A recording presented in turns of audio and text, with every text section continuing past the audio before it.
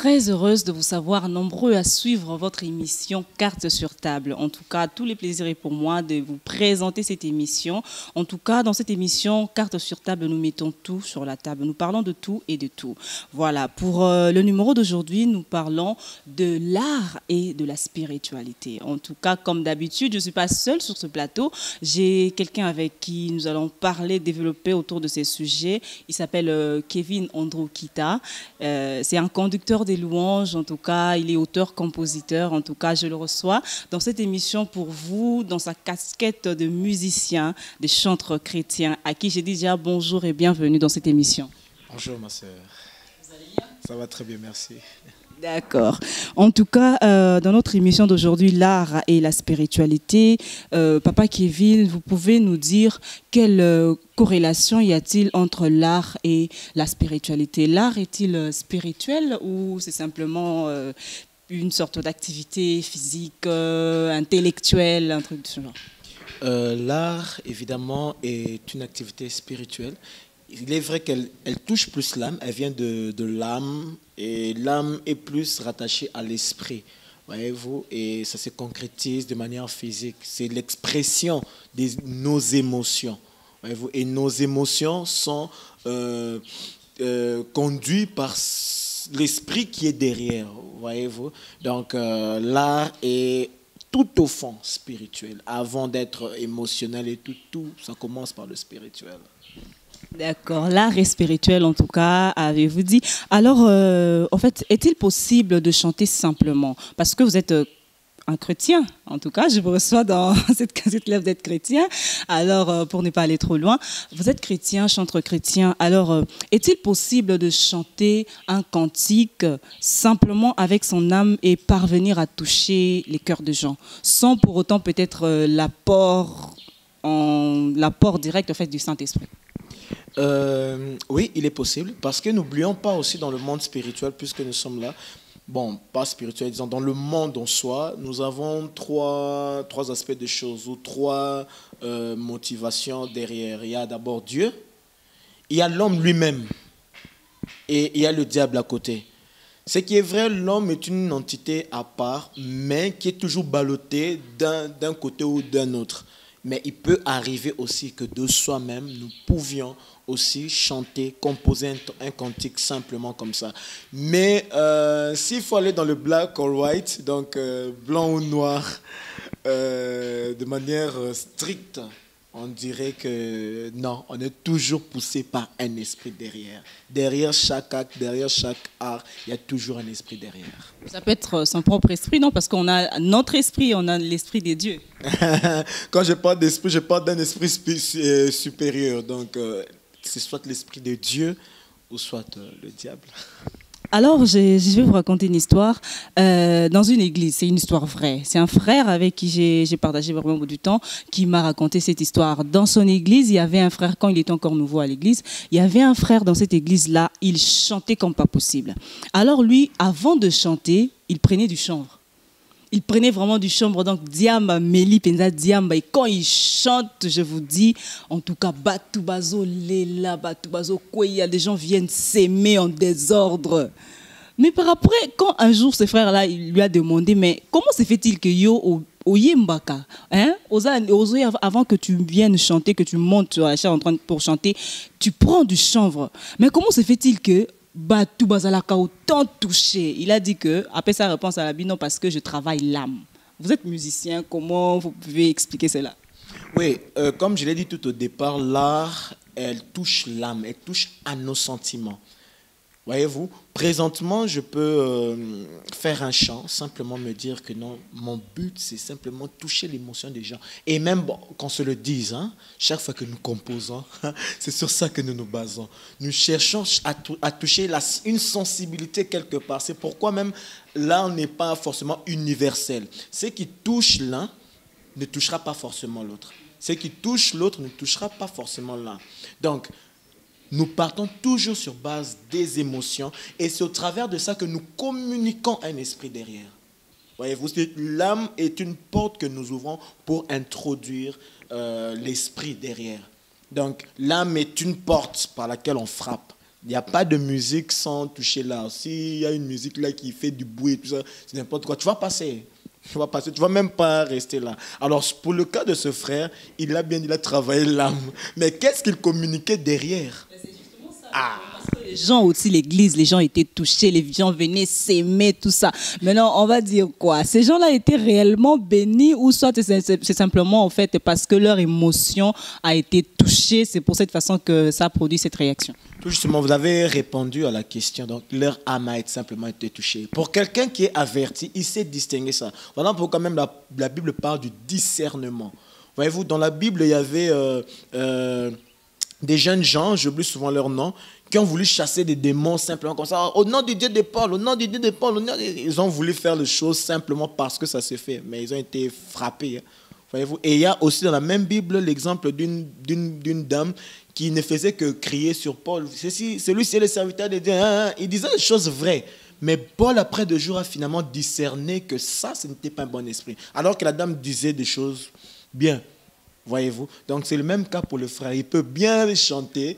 Je peux vous donner l'exemple de notre musicien que nous avons connu, qui est décédé en 2009, qui était très populaire. Je ne vais pas citer son nom.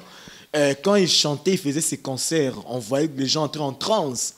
C'est la même chose qu'on voit aujourd'hui dans les églises. Les gens, c'est la même chose. Mais allez-vous me dire que c'est l'Esprit de Dieu qui est derrière? Ouais, puisqu'il s'agit du peuple de Dieu qui est touché, donc voilà, et en plus à l'église, quoi.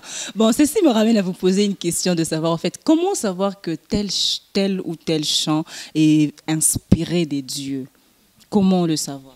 D'abord, premièrement, nous devons d'abord voir si ce chant se base sur la parole de Dieu.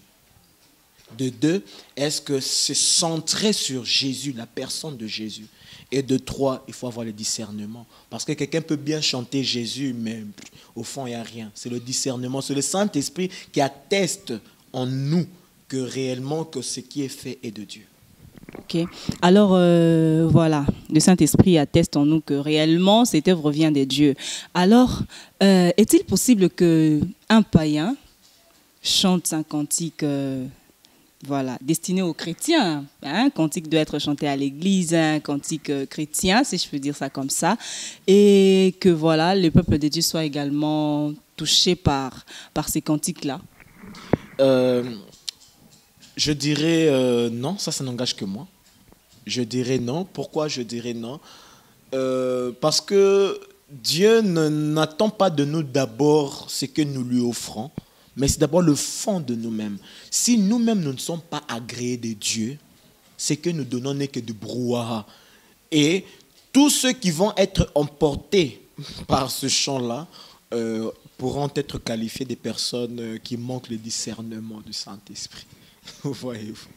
Donc, excusez-moi d'être extrême comme ça, mais c'est ça la réalité. Voilà, c'est ça la réalité. C'est ça la réalité des choses. Voilà, une personne, la Bible dit, ceux qui connaîtront leur Dieu agiront avec fermeté. Et la même Bible dit, un peuple sans vision est un peuple sans frein. Donc, quand vous ne savez pas qui vous servez, vous ne savez pas quel Dieu vous servez, vous allez gober n'importe quoi. C'est pourquoi il y a beaucoup d'évangiles qu'on nous apporte aujourd'hui et on dit oui et amen. Pourquoi? Parce que nous ne connaissons pas qui nous servons réellement. Donc, un païen faire un chant dit chrétien et consommé par les chrétiens qui bénissent, ces chants étaient inspirés par qui? Parce qu'il y a des frères, frères, on a des païens, mais il dit mon sœur perso sambela non voilà j'ai chanté en tout cas dans sambela moyo, j'ai parlé en langue, en tout cas les seigneurs étaient là. Ben, je sais pas comment on peut expliquer ça. Vous êtes chrétienne, je pense. Savez-vous qu'il y a aussi des langues des démons? Quelqu'un peut parler en langue, mais il parle quelle langue? C'est ça le problème. On peut être en transe, mais c'est quelle transe? Le diable peut guérir. Mais ce n'est pas par les œuvres réellement qu'on peut reconnaître qui est qui. C'est par les fruits. La personne, sa vie, ce qu'il dégage. Qu'est cette personne-là? Ce n'est pas qu'est-ce qu'il fait, mais qui est-il réellement? C'est ça le problème. Donc la personne qui est touchée par ce genre de musique, bon, reste à savoir. En tout cas, vraiment. Sinon, Papa Kevin Kita,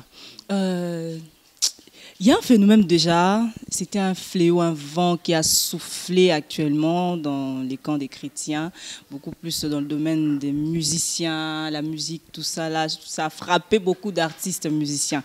Alors, je ne sais pas, au point que, parce que certains musiciens se sont exposés à certaines choses, voilà, qui ont été condamnés par les églises. Et certaines églises ont même pris la décision de ne plus chanter les cantiques de ces frères qui sont tombés, qui ont été pris dans des pièges, tout ça, et des sœurs, bien sûr.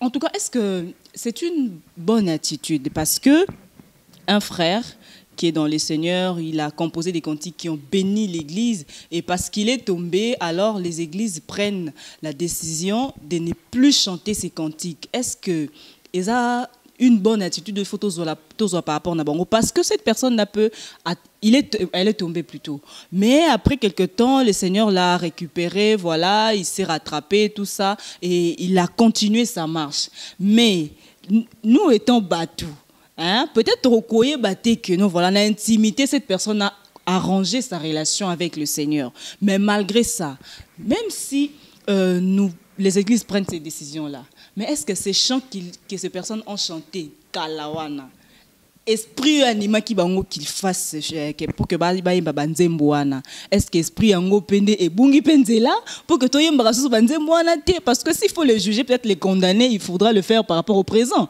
Mais cantique non ba yemba ya kalawana, ce sont des cantiques qui bénissent l'église. Est-ce que vous pensez que cette attitude wana la plupart des églises, non, je les noms bien sûr, ont prise par rapport à ses frères et sœurs, est-ce une bonne façon de faire? Bon, déjà, je ne voudrais pas trop aller dans les extrêmes. Ça dépend aussi de quelle relation il y avait entre ces églises-là et ces artistes-là déjà. Mais moi, je vais partir un peu en étant neutre. Hein. Je voudrais être neutre. À mon avis, je pense que c'est quand même assez extrême, voyez-vous, parce que ce n'est pas parce qu'aujourd'hui la personne est tombée que tout ce qu'il a fait était faux. Non. Voyez-vous, c'est comme, moi je dirais que c'est comme quelqu'un qui a bâti une maison à plusieurs étages. On a eu à prendre des photos de cette maison-là, on a habité dedans. Et après, par son erreur, la maison est tombée. Est-ce que pour autant on va dire que la maison, il n'y a jamais de maison là, on va effacer aussi on va brûler toutes les photos qu'il y a dans cette maison, on va faire comme si ça n'a jamais existé? Je ne pense pas. Ça a été des chants qui nous ont bénis, qui continuent à nous bénir. Nous pouvons continuer à les chanter, évidemment, mais peut-être les chants présents de la personne, il faut peut-être un peu se réserver, voir d'abord qu'ils produisent des fruits dignes de la repentance, voyez-vous. Et là, moi, je serai très sévère avec la personne, avant même de me dire que non, je peux rechanter son chant, je serai très sévère avec la personne. Mais ce qui est d'avant, j'ai déjà chanté, pourquoi je ne chanterai plus? Ouais, c'est ça, parce que moi je connais quand même des frères. Hein? En tout cas, moi, je connais des frères, des frères des églises, en tout cas, s'il y a la modération. À ta pasteur à ABC, et pasteur, voilà, il veut prêcher. Ah, frère, la chorale pouvait me faire le chant de tel frère. Non, voilà, mon entend à Kosikutu, na cher, qui n'a bien goté. Tout ça pourquoi? Parce que à l'obi à koye magali sous banzembo ya frère wana te, parce que frère wana bunginzela. Est-ce que ozoko ça peut na cher en tout cas? Parce qu'on a eu un ozoko ça na cher, na yé muto yé banzembo bébé pambola dans le passé, mais peut-être bunginzela dans le présent. Na zananzela. Mais seulement, comme je dis, ça dépend. Mais nous devons simplement savoir qu'étant chrétiens, nous ne devons pas toujours nous laisser emporter par nos sentiments. Voyez-vous, on peut avoir un artiste ou un pasteur que nous avons beaucoup aimé, nous avons tellement aimé, que quand il chute, c'est quand même un choc. Voyez-vous, étant qu'humain, émotionnellement, c'est difficile. Voilà, ça peut même nous énerver, c'est normal, et à telle sorte qu'on peut se dire, je ne le suivrai plus. Voyez-vous, c'est quand même extrême, mais étant que chrétiens, nous devons savoir être impartial et être des personnes qui réfléchissent bien, mettre les sentiments de côté et voir ce qui est réellement la réalité des choses et la vérité des choses. Donc, jusqu'à aller à ce point-là, moi, je trouve ça quand même assez extrémiste. Ils ont leur raison, je ne sais pas, mais je trouve ça quand même assez extrémiste. Donc, des chants qui nous ont bénis hier, voyez-vous, et que Yomokuto Yembango parla en langue. C'est que le lobo yango ponanine. Non, chantons les chants, chantons nos chants, mais simplement pour ce qui est à venir ou pour ce qui est présent, il faudrait maintenant beaucoup plus analyser la personne quand il sort quelque chose, analyser si c'est vraiment du bon ou c'est à prendre ou à mettre de côté. Mais c'est que nous avons déjà chanté. Continuons à chanter, ça va bénir le peuple de Dieu et ça continue à bénir. En tout cas, je prends ça un peu comme un conseil hein? Du frère Kevin, quoi. Donc, écoutez, hein? Bon, continuez. Si ça t'avait béni, donc ça va continuer à te bénir. Donc, voilà. Et ben, ceci me fait, au fait, réfléchir. Je me dis, parlons de ça, parce qu'il y a des étrangers, des Américains, parce que la plupart des chants même que nous chantons ici en Afrique, ici au Congo, parce que nous sommes en République démocratique du Congo, ce sont des chants quand même qui viennent beaucoup plus des Amériques, hein, des Amériques, tout ça là. Et voilà, ce sont des chants, quand tu regardes même la personne qui a chanté le chant, hein, physiquement comme ça, à première vue, tu juges la personne avec des tatouages, Basuke Kangamani, tout ça là. Mais quand c'est un frère d'ici, qui le fait à Yembi Karateka Traswana Boutira il est kabouwana. Ah frère Wana ça charnel, frère Wana ça charnel. Mais on chante des chants, en tout cas des chants qu'on dise non voilà ça vient de Dieu, ça c'est inspiré. Mais quand tu regardes la personne à Yembi Ango, rien que na musique kana image kakaboui, tu te dis mais oyo nzembo yo ye kaka muta Yembi Ango bimi kaka na ye, et ces personnes nous ne connaissons pas leur vie. Nous ne connaissons pas leur marche avec le Seigneur. Mais nous acceptons facilement et nous privilégions même leur chant. Hein? Au déprimant même des personnes autozomona. Comment vous pouvez expliquer cela?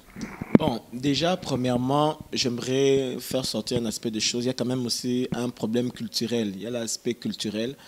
Ce qui est péché dans un autre pays n'est pas forcément péché ici, et ce qui est péché ici n'est pas forcément là-bas. Et en fait, en réalité, le péché, c'est passer à côté du but. Le but aussi, c'est par rapport à ta morale, telle que tu as été élevé, tu as été enseigné. Voyez-vous? Là-bas, pour eux, par exemple, il y a laissé les longs cheveux. Kokata d'une certaine manière, c'est bon. Non. Bon, là, il y a aussi un problème.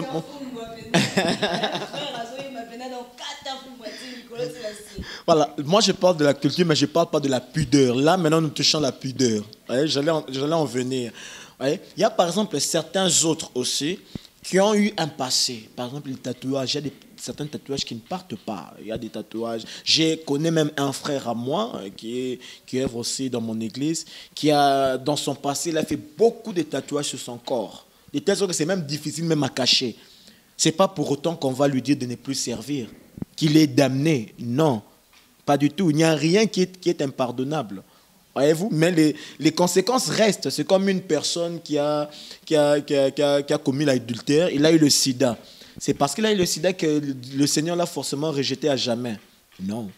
Voyez-vous, il y a des conséquences qui restent. Nos péchés entraînent certaines conséquences qui restent, évidemment. Ce n'est pas pour ça que nous allons lancer la pierre. Donc ça, c'est cet aspect-là. Il y a l'aspect aussi culturel. Mais il y a aussi l'aspect pudeur. Voyez-vous,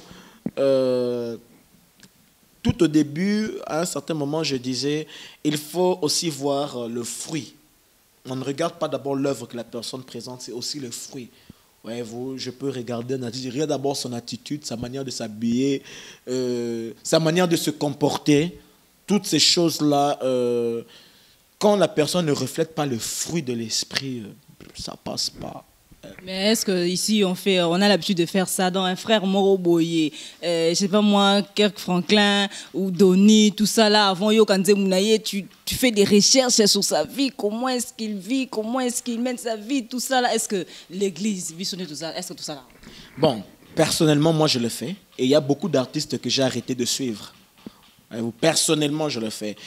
Mais un peuple sans vision est un peuple sans frein. Voyez-vous, l'ignorance nous tue beaucoup. L'Africain, on nous a appris à suivre. On ne nous a pas appris à chercher. On nous a appris à suivre. Alors, quand nous voyons un chant, d'ailleurs, la majorité du temps, nous ne suivons même pas ce que nous voyons. Nous écoutons. Qui est cela qui est bien. Ah, on ne connaissons pas vraiment la source, l'origine des choses. Après, tant qu'on compliqué, ça devient un problème, voyez-vous. Alors, il faudrait que nous cultivions la recherche de nos artistes que nous suivons, c'est ça. Ok, en tout cas, Papa Kevin, en tout cas, Marambo Lobeza, tellement ébélé, mais on ne peut pas clôturer cette émission sans pour autant parler quand même de vous, sans pour autant parler de vous. Dites-nous, qu'est-ce que vous faites, parce que vous êtes artiste musicien, dans votre casquette de musicien, vous êtes conducteur de louanges, à part l'église, vous faites quoi d'autre? Bon, je suis entrepreneur déjà aussi, et entrepreneur en informatique, et aussi en agriculture aussi. Et je suis aussi agent de l'État dans le ministère des PME. Donc, un peu plusieurs choses à la fois, plusieurs casquettes, mais bon, je suis plus dans l'informatique. Bon, Papa Kevin, vous comprendre, Azalara trop humble. Moi, humilité, les gars, mingi. En fait, on sait quand même à enseigner. Vous êtes, je peux dire, dirigeant d'un groupe qui connaît beaucoup de succès sur les réseaux sociaux. En tout cas, Limitless Faith. Vous pouvez nous dire c'est quoi Limitless Faith et voilà. Vous pouvez nous parler un peu de ça pendant les quelques minutes qui nous restent pour finir cette émission. Ok, d'abord félicitations parce que rares sont les personnes qui arrivent à prononcer ce mot-là, Limitless Faith. C'est toujours compliqué. Ouais, bon, nous évoluons dans un groupe, Limitless Faith, où le Seigneur nous a fait grâce de pouvoir conduire les choses. Et Limitless Faith, c'était un groupe de jeunes qui se sont rassemblés pour pouvoir apporter l'évangile dans tous les 4 coins du monde. Et la vision est partie du fait que nous étions révoltés de voir qu'il y avait des gens qui, même si j'ai kabadba ça, ba musique moko boye, excusez-moi, de manière négligée pour le Seigneur. Et c'est parti de cette révolte-là, on s'est dit que nous pouvons faire quelque chose de bien pour le Seigneur et bénir le monde entier. Et c'est sur base de ça que nous sommes partis. Et nous avons 2 albums aujourd'hui qui sont sur nos réseaux sociaux par la grâce du Seigneur. Et sinon, la dernière question avant de finir, en tout cas, vous avez un projet en cours pour le compte de groupe. Et si on veut vous retrouver, si peut-être les gens qui nous ont suivis veulent vous contacter, comment faire? Bon, pour le moment, nous sommes sur un projet, évidemment, mais c'est le projet de concert. Nous travaillons sur un projet de concert pour les sorties officielles de nos albums et de nos chants. Nous vous communiquerons tous les détails au moment opportun. Et pour ceux qui veulent nous joindre, nous sommes sur les réseaux sociaux, sur Facebook. Nous sommes sur la page Facebook Limitless Faith. Et sur YouTube, la même chose, Limitless Faith, vous allez nous trouver. Et même quand vous êtes déjà sur Google, vous tapez Limitless Faith, donc Limitless Faith, vous allez nous trouver partout sur le net. Et vous pouvez nous écrire, nous contacter pour des questions. Et nous sommes toujours là, connectés pour vous.